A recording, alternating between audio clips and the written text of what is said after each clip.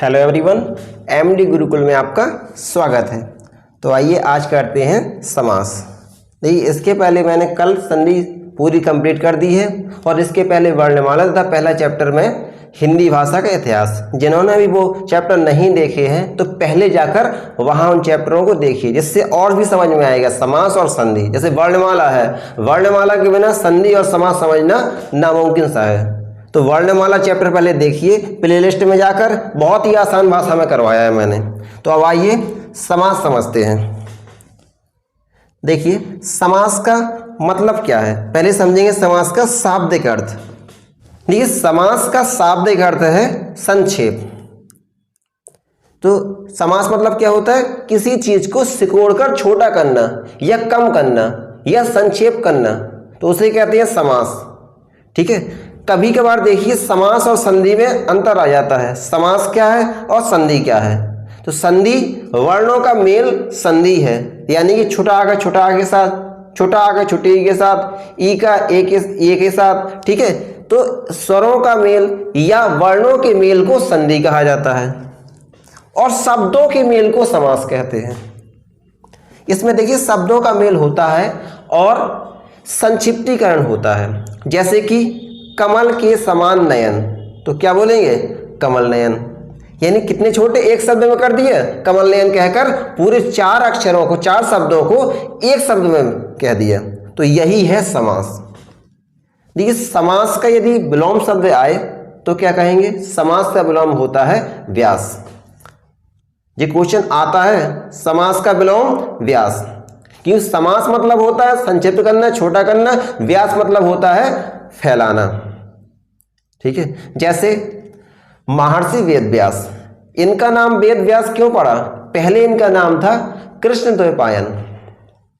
जब ईश्वर के द्वारा प्रदत्त वाणी को इन्होंने चार वेदों में बांट दिया, यानी एक वाणी थी वो, उसको चार भागों में बांटा और चार वेद बनाए, ऋग्वेद, सामवेद, यजुर्वेद और अथर्ववेद, तब इनका नाम पड़ा वेद व्यास। वेद व्यास का मतलब वेदों का व्यास करने वाले या वेदों को फैलाने वाले या बांटने वाले।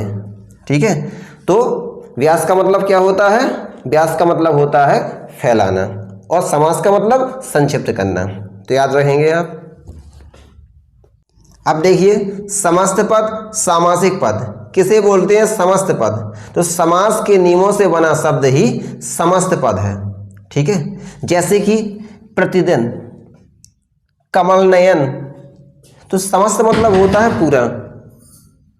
देखिए, जैसे प्रतिदिन का मतलब क्या है, प्रत्येक दिन, तो इन प्रत्येक दिन को एक शब्द में कह दिया प्रतिदिन। तो देखिए छोटा रूप हो गया प्रत्येक दिन का।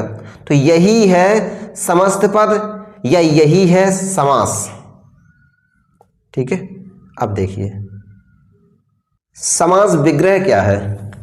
समास का विग्रह करना यानी जो समास संक्षिप्तीकरण किया है उसे वापस बड़ा करना या तोड़ना।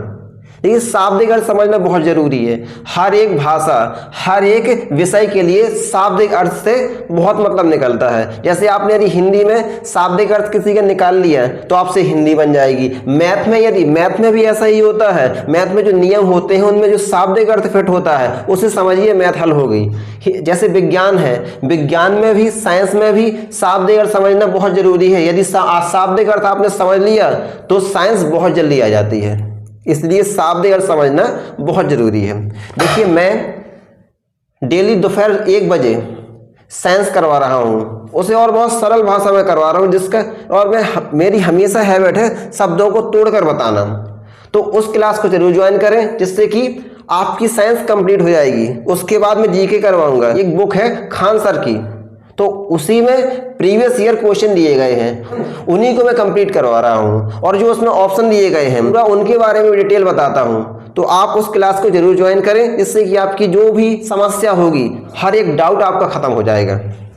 तो क्लास को जरूर ज्वाइन करें। समास विग्रह, समस्त पद के सभी पदों को अलग अलग करना, यानी जो समस्त पद होता है, जैसे कि नीलकमल। देखिए, नीलकमल, नीलकमल एक समस्त पद है। इसका यदि समास विग्रह करेंगे तो हो जाएगा नीला है जो कमल। ठीक है, देखिए 4 शब्दों में हो गया ये। ये विग्रह हो गया, और इसी को एक शब्द में नीलकमल कहेंगे। तो ये है समस्त पद और ये है समास विग्रह, तो याद रखना है आपको। अब देखिए एक क्वेश्चन और आता है, बताइए समास का विलोम क्या होता है? तो समास का विलोम होता है व्यास। समास विग्रह को व्यास कहा जाता है, ठीक है, क्योंकि व्यास का मतलब टूटना, बांटना, और समास विग्रह का मतलब शब्द को तोड़ना, विग्रह करना, ठीक है। अब देखिए देखेंगे हम समास के कितने भेद होते हैं। तो समास के 6 भेद होते हैं। हिंदी में समास के 6 भेद बताए गए हैं। देखिए पहला है अव्ययीभाव समास, पहला है अव्ययीभाव समास, दूसरा तत्पुरुष समास, तीसरा कर्मधारय समास, चौथा द्विगु समास, पांचवा द्वंद्व समास और छठवां बहुब्रीहि समास। इनका पहले हम शाब्दिक अर्थ समझेंगे, इसके बाद आगे देखेंगे। देखिए अव्ययीभाव समास क्या है पहले समझिए। इसमें अव्यय शब्द लगा हुआ है, और अव्यय शब्द का मतलब क्या होता है? आधन व्यय। व्यय मतलब होता है खर्च करना। जैसे कि आप बाजार जाते हैं और 100 का नोट लिए रहते हैं, 100 का नोट जब आप खर्च करते हैं उसे तोड़ देते हैं, तो व्यय का मतलब क्या हुआ? खर्च करने या तोड़ना। और अव्यय का मतलब जब आ लगा दिया जाता है किसी शब्द में, तो आ का मतलब होता है नहीं, यानी कि नहीं तोड़ना, ठीक है। तो अव्यय का मतलब वो होता है जिसमें कोई परिवर्तन ना हो, जो टूटे ना, वही अव्यय शब्द है। तो अव्यय जब किसी भी शब्द के आगे लग जाता है तो उससे जो भाव प्रकट होता है नया, तो वही अव्ययीभाव समास है, ठीक है।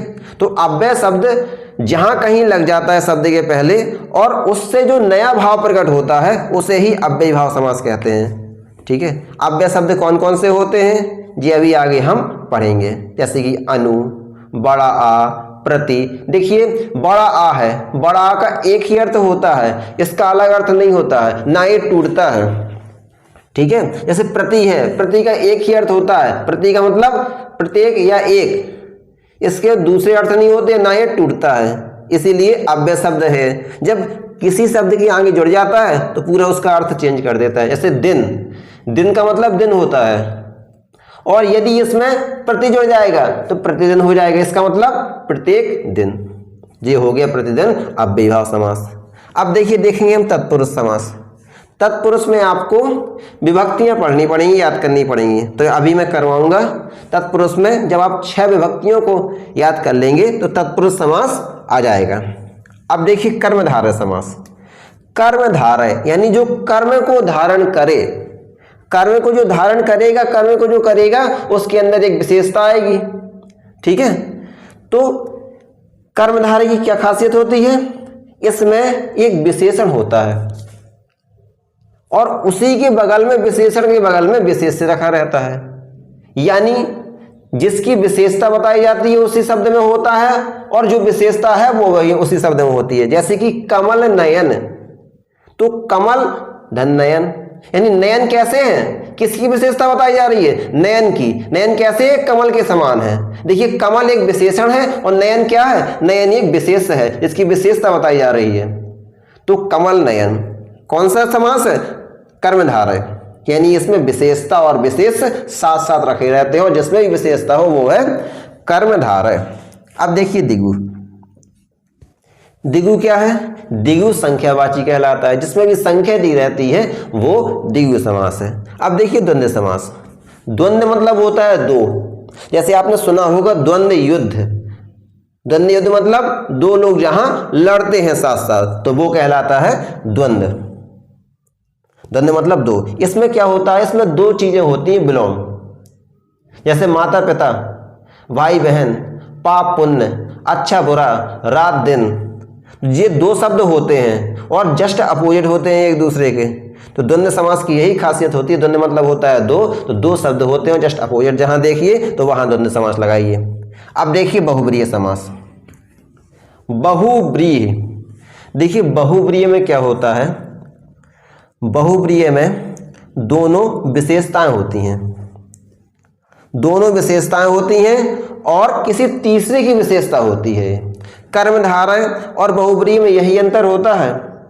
कर्मधारय में एक विशेषण होता है, बगल में उसके विशेषण रखा रहता है, इसकी विशेषता बताई जाती है। लेकिन बहुप्रिय में दोनों विशेषण होते हैं, जैसे कि लंबोदर, लंबा है उदर जिसका, यानी किसी तीसरे की बात की जा रही है। जब भी किसी तीसरे की बात हो तब वहां पर बहुप्रिय होगा। जैसे कि दशानन, 10 है आनंद जिसके, अर्थात रावण। गजानन, गज के समान सिर है जिसका, अर्थात गणेश। ठीक है, तो देखिए बहुप्रिय में किसी तीसरे की विशेषता बताई जाती है, इसीलिए यह कर्मधारय से थोड़ा भिन्न होता है।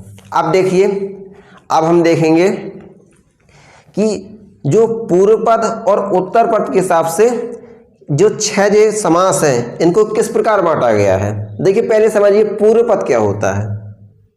पूर्व मतलब पहले, पद मीन्स पद। देखिए इसमें 2 पद होते हैं हमेशा समास में, जैसे कमल नयन देखा आपने, प्रतिदिन देखा आपने, और लंबोदर देखा है। इसमें 2 पद यानी 2 शब्द होते हैं, 2 शब्दों से मिलकर बना होता है। तो पहले वाले को पूर्व पद कहते हैं और दूसरे वाले को उत्तर पद कहते हैं। उत्तर पद कैसे याद करेंगे, दूसरा होता है, देखिए प्रश्न के बाद उत्तर आता है, यानी कि उत्तर क्या होता है, दूसरी लाइन में होता है। तो इस प्रकार याद रखेंगे, जैसे कि कमल और नयन। इसमें देखिए कमल नयन में ये कमल और नयन 2 शब्द हैं, तो कमल हो गया पूर्व पद, पूर्व, और नयन हो गया नयन, नयन हो गया उत्तर पद। ठीक है, तो कमल पूर्व पद और नयन उत्तर पद, याद रहेगा आपको। अब देखिए, देखते हैं पदों की प्रधानता के आधार पर वर्गीकरण। इससे क्वेश्चन जरूर आता है एक, याद रखिए। देखिए इसे एक ट्रिक से याद करना है बस। पूर्व पद प्रधान किसका होता है, अव्ययीभाव समास का। कैसे याद करेंगे, देखिए लाइन से पहले आप याद रखिए, नाम समास के पहला अव्ययीभाव है, दूसरा तत्पुरुष है, तीसरा कर्मधारय है, चौथा दिगु है, 5वां द्वंद्व है और 6वां बहुप्रिय है। तो इसी क्रम में आपको याद कर लेना, जिससे कि पेपर में कोई कंफ्यूजन ना हो। देखिए पहला है अव्ययीभाव, तो अव्ययीभाव पहला इसका पूर्व पद, यानी पहला पद प्रधान होगा। इसके बाद उत्तर में यानी दूसरे नंबर पर कौन से आते हैं, दूसरे नंबर पर आता है तत्पुरुष, कर्मधारय और दिगु। ये तीनों के उत्तर पद प्रधान होते हैं। ठीक है, तत्पुरुष, कर्मधारय और दिगु, इन तीनों का उत्तर पद प्रधान होता है। अब देखिए द्वंद्व, अब पूर्व हो गया, उत्तर हो गया, अब जो द्वंद्व है, द्वंद्व के दोनों पद प्रधान होते हैं, द्वंद्व के दोनों पद प्रधान होते हैं। और देखिए अब जो बहुव्रीहि आया है, बहुव्रीहि में दोनों पद अप्रधान, यानी कि तीसरा पद प्रधान होता है। इसमें तीसरे पद की प्रधानता होती है, जैसे कि लंबोदर, गजानन, इसमें कौन सा पद प्रधान है, यानी किसी तीसरे की चर्चा हो रही है। लंबा है उधर जिसका, गज के समान है सिर जिसका, ठीक है, किसी तीसरी चर्चा हो रही है इसमें, यानी कि दोनों पद में से कोई भी पद प्रधान नहीं है। तो बहुव्रीहि में तीसरा पद प्रधान होता है, द्वंद्व में दोनों पद प्रधान होते हैं। द्वंद्व का मतलब होता है दोनों, जैसे कि माता पिता। अब इसमें प्रधानता ऐसा नहीं है माता की ज्यादा या पिता की ज्यादा है, माता पिता दोनों है। जैसे पाप पुण्य, पाप पुण्य दोनों बराबर के हैं। ठीक है, इसमें तत्पुरुष में, कर्मधारय में और दिगु में, इसमें देखिए उत्तर पद यानी कि दूसरा पद प्रधान होता है। जैसे कि कमल नयन, तो कमल नयन में जो नयन दूसरा पद है इसकी प्रधानता है। तो कमल नयन में कौन प्रधान है, तो नयन प्रधान है, तो कर्मधारय में दूसरा पद प्रधान होता है। इसी प्रकार दिगु में, दिगु में भी दूसरा पद प्रधान होता है, जैसे पंचानन। ठीक है, पंचानन 5 पहले आया है, दूसरे पर आनन, आनन मीन्स सिर, तो इसकी दूसरे वाले पद की प्रधानता होती है इसमें। अब देखिए अव्ययीभाव, अव्ययीभाव में पहला पद प्रधान होता है, यानी कि जैसे कि प्रतिदिन, प्रतिदिन में किसकी प्रधानता है, पहले वाले की, यानी प्रति की। 6 समास जो बताए हैं उसमें से पहला नंबर कौन सा है, तो अव्ययीभाव समास। तो हम अव्ययीभाव समास देखेंगे पहले। इसकी पहचान क्या होती है, देखिए इसमें पहचान क्या होती है, इसमें पहला पद अनु या बड़ा, प्रति, भर, यथा, यावत या हर होता है। ठीक है, इसमें एक अव्यय शब्द होता है पहले नंबर पर, तो जैसे ही अव्यय शब्द देखिए पहचान जाइए ये अव्ययीभाव समास है। ये पहचानने के लिए आते हैं, बताइए कमल नयन में कौन समास है, प्रतिदिन में कौन समास है, आजन्म में कौन समास है। तो देखिए देखेंगे हम अव्ययीभाव। एग्जाम्पल दिए गए हैं, प्रति प्लस दिन हो जाएगा प्रतिदिन। देखिए इसमें प्रति पूर्व पद है, दिन उत्तर पद है, प्रधानता किसकी है, प्रति की, यही है अव्यय शब्द। ठीक है, इसी के जुड़ने से दिन का अर्थ बदल गया। तो ये समस्त पद है या सामासिक पद है और इसका विग्रह करेंगे तो इसका मतलब होगा प्रत्येक दिन। अगला आ धन जन्म हो जाएगा आजन्म। देखिए जन्म का मतलब जन्म होता है जब बड़ा लग जाता है, इसका मतलब हो जाता है से लेकर, तो हो जाएगा आजन्म का मतलब जन्म से लेकर। अब देखिए यथा संभव, यथा मतलब होता है जैसा, यही है अव्यय शब्द जो संभव के साथ जुड़ा और उसका अर्थ ही बदल दिया। क्या हो जाएगा, यथा संभव। यथा संभव का मतलब जैसा संभव हो।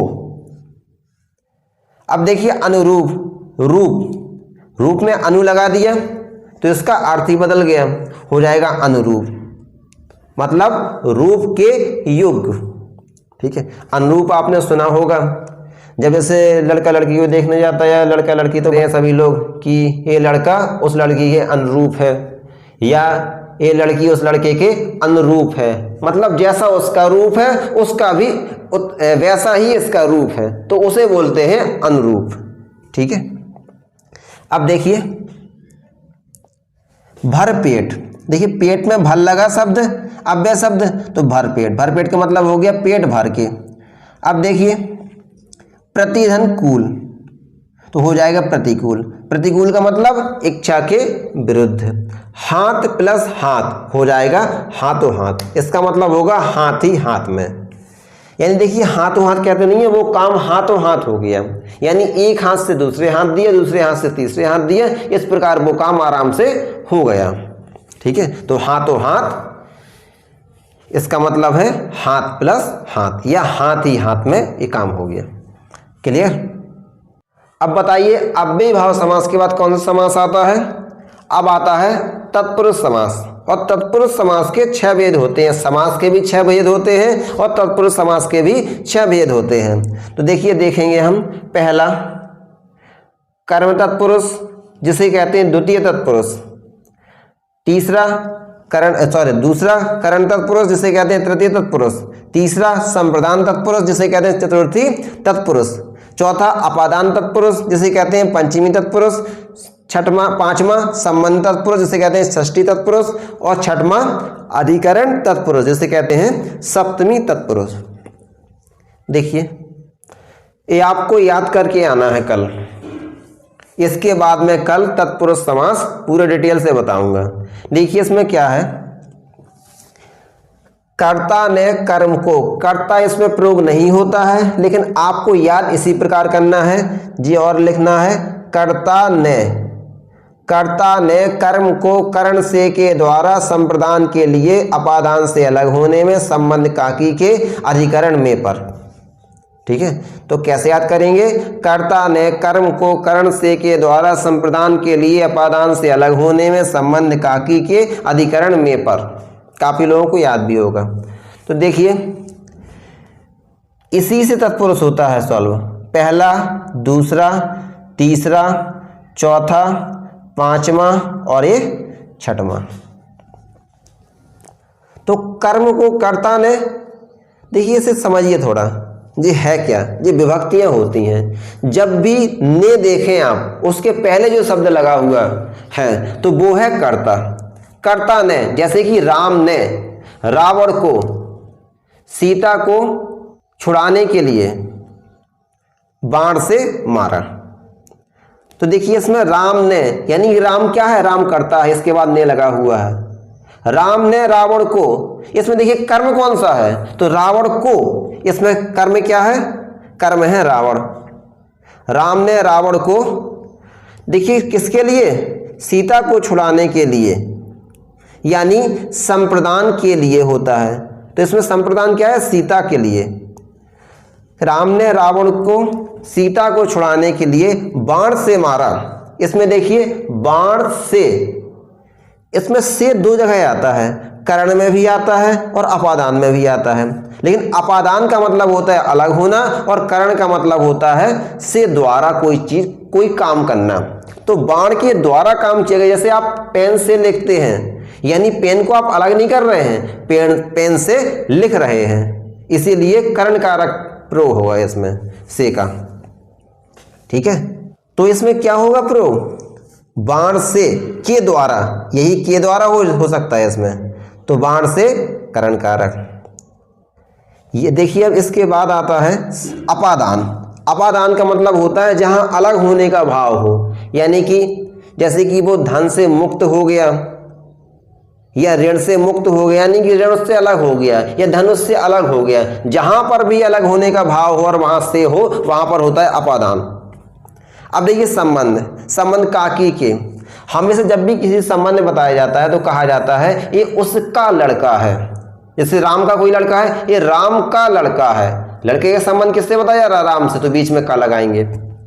यह राम की लड़की है, यदि लड़की का संबंध राम से बताएंगे कि बीच की लगेगा। ये राम के लड़के हैं, तो देखिए जब लड़के और राम से संबंध बताया जाएगा तो उसमें के लगेगा।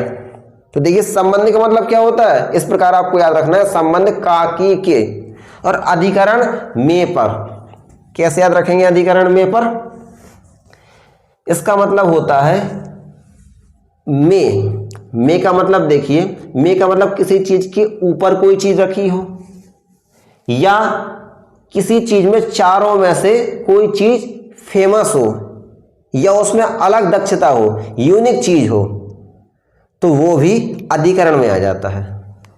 ठीक है, जैसे लाखों में एक, लोकप्रिय है कोई, यानी सभी लोगों में जो प्रिय है, लोगों में प्रिय है, लोगों में यूनिक चीज है। देखिए में का मतलब होता है इन लोगों के अंदर ही है, लेकिन लोगों में से वो सबसे अलग है, तो ये अधिकरण में आ जाता है। आगे हम डिटेल से भी देखेंगे, एग्जाम्पल भी समझेंगे, लेकिन आपको ये याद करना है, ये करके आना है आज। कर्ता ने कर्म को करण से के द्वारा संप्रदान के लिए अपादान से अलग होने संबंध काकी के अधिकरण में पर। तो कल मैं आपको आगे इसके तत्पुरुष के एग्जाम्पल बताऊंगा, जिससे आपको ये समझ में आ जाएगा। जो भी याद करके आएगा उसी को समझ में आना है तत्पुरुष, वरना तत्पुरुष पल्ले नहीं पढ़ना है। तत्पुरुष इतना आसान नहीं है, पढ़ोगे तभी समझ में आएगा। तो आज के लिए इतना ही, धन्यवाद।